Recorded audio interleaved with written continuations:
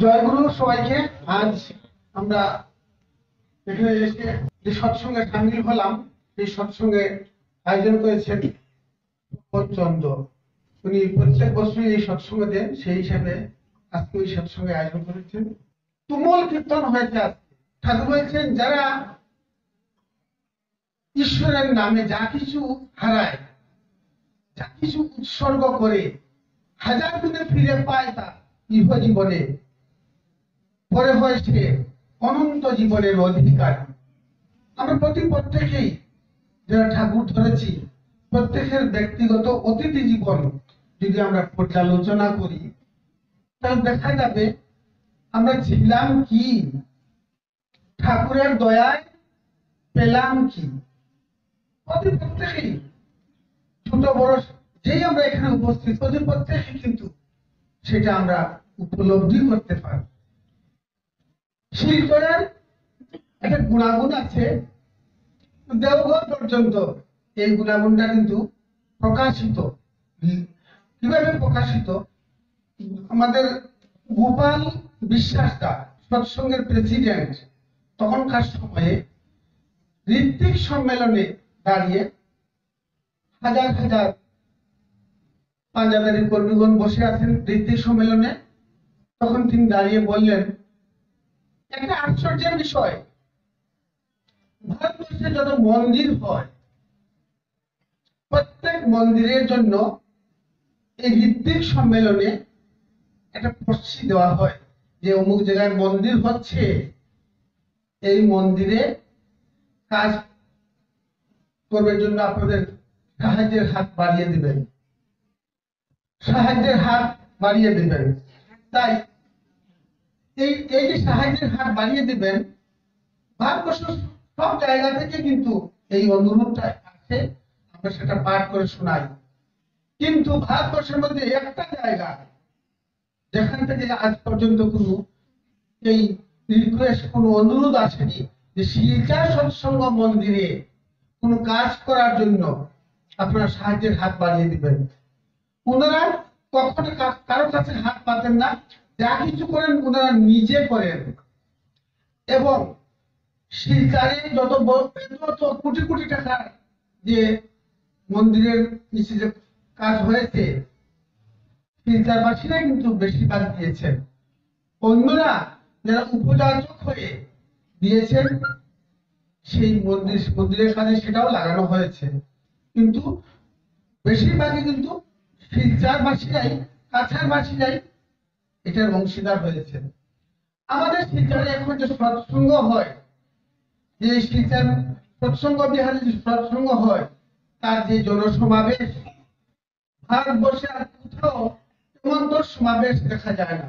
আমি অনেক জায়গায় আমি গিয়েছি, কোথাও এমন তো হয় না। এটা কারণ কিন্তু আমরা এখানে প্রত্যেকটা মানুষের বিলো পভার্টি লেভেলের মধ্যেই বেশিরভাগ ছিলাম। বিলো পভার্টি লেভেলের মধ্যে থেকেও ঠাকুরকে দেওয়ার পাল্লা যেটা, ওইটা কিন্তু একটা উদাহরণ স্বরূপ।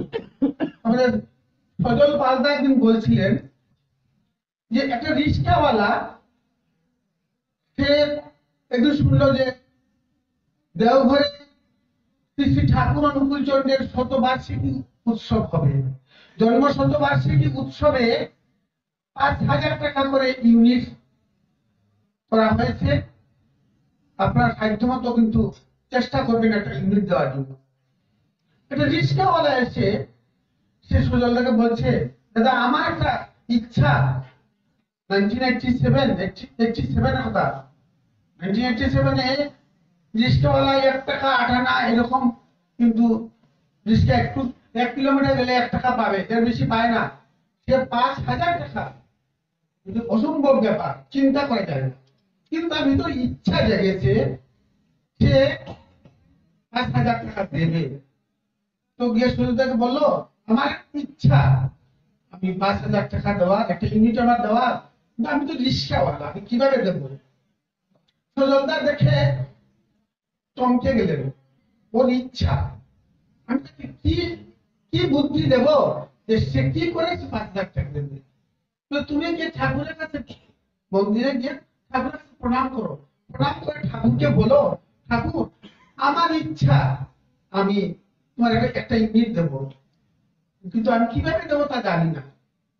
তার যা সামর্থ্য গুলা প্রণামী একটু দিয়ে ঠাকুরকে বলে সে বেরিয়ে গেছে।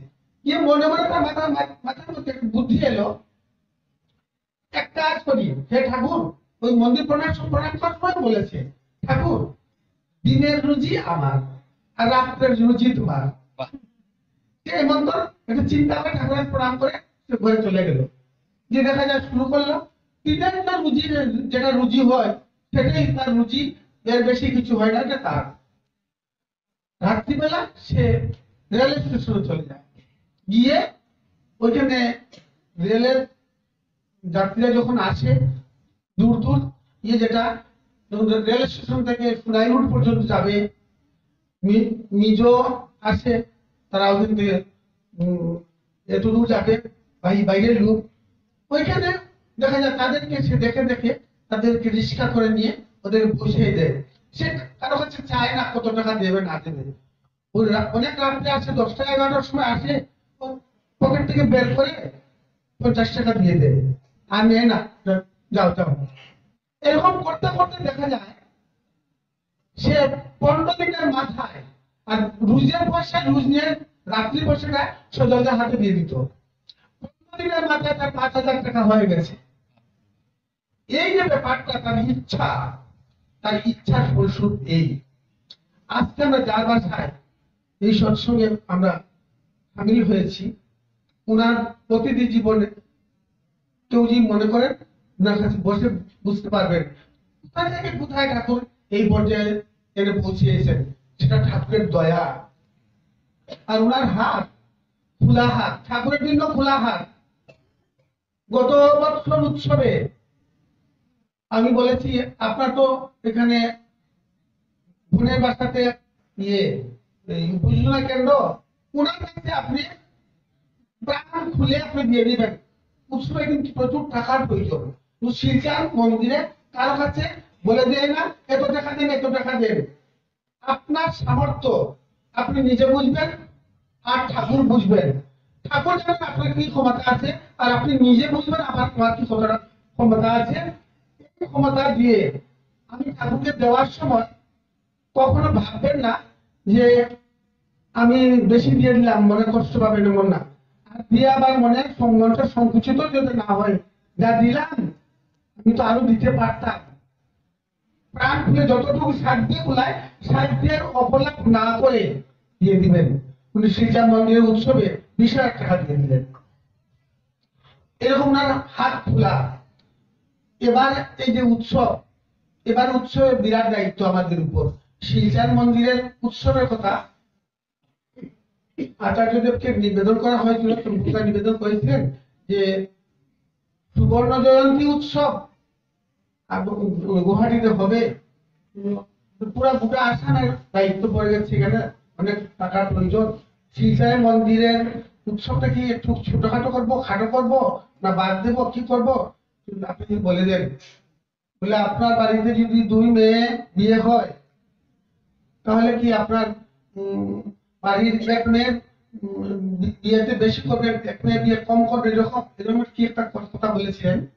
সেই হিসেবে তখন বুঝে নিলেন কি করা দরকার, যে শিলচর উৎসবও খাটো করে করলে হবে না, আর গৌহাটি মন্দিরের যতটুকু দেওয়ার আমরা প্রত্যেকেই আমাদের সাহায্যের হাত বাড়াতে হবে। প্রত্যেকেই আমরা যেন তেমন্তর হয়ে উঠি। কেউ কাউকে বলতে না হয় যে আমার ক্ষমতা আছে, আমি ওইখানে কার্পণ্যতা করি। কার্পণ্যতা করলে তিনি জানেন যে আমি কার্পণ্যতা করছি। যদি আমার প্রাণ খোলা ভাবে ঠাকুরের এই কাজে সামিল হই, উনি বাড়ি দিলেন ঠাকুর যারা ঈশ্বরের জন্য যা কিছু হারায়, যা কিছু উৎসর্গ করে 1000 গুণে ফিরে পায়, আর পরে হয় সে অনন্ত জীবনের অধিকারী। আপনাদের প্রত্যেকেই এই অনন্ত জীবনের অধিকারী পথে আমরা এগোই। আমি আর সময় দীর্ঘ করছি না, আমাদের পুরোহিত মহাশয় আজকে আমি অনুরোধ করবো, উনিও একটু যদি বলেন ভালো হয়। আজকে দুপুরবেলা সৎসঙ্গের আয়োজন ভান্ডারা দিয়ে হবে, তাই একটু সময় আছে আমাদের হাতে, তাই উনি যদি একটু কিছু বলেন। জয় গুরু।